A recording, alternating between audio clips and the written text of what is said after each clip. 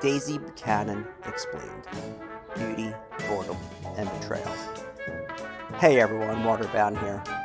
Nick first meets Jordan and Daisy. He observes two young women were buoyed up as though upon an anchored balloon. Now, I really like that anchored balloon thing. It just seems like it's an oxymoron, like a balloon and anchor, right? The two very different images. Balloon's airy, light, anchor heavy, iron, that kind of thing.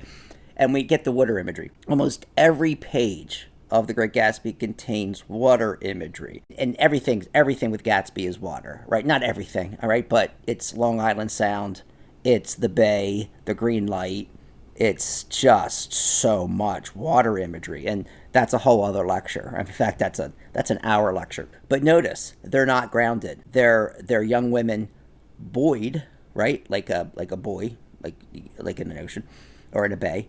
And they're floating like fairies, like Daisy Faye. Faye means fairy, remember? And they're light, ephemeral, like a butterfly, dressed in white, rippling and fluttering, all these delicate, airy words Fitzgerald uses, especially when describing Daisy. That's what I mean about being a poetic novel, a novel of verse. And have you noticed that we don't get much of a description, physical description of Daisy? Fitzgerald doesn't focus on her appearance. We know she's beautiful, but we get maybe like her hair, like golden or like blonde.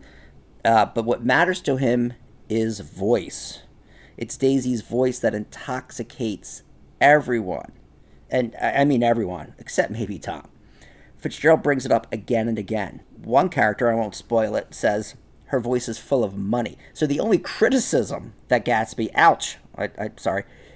the only criticism he ever gives Daisy is about her voice, that it's full of money, that she can just retreat into money, and she never has to worry about a single thing.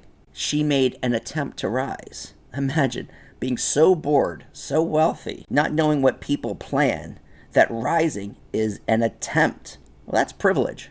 That's detachment.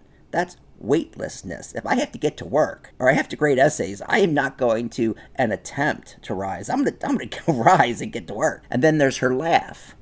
A charming little laugh, but she's paralyzed with happiness.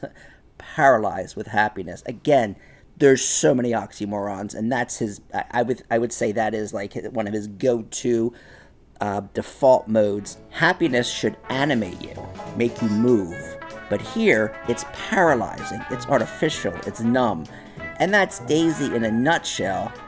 Well, not in a nutshell, but in a gin bottle.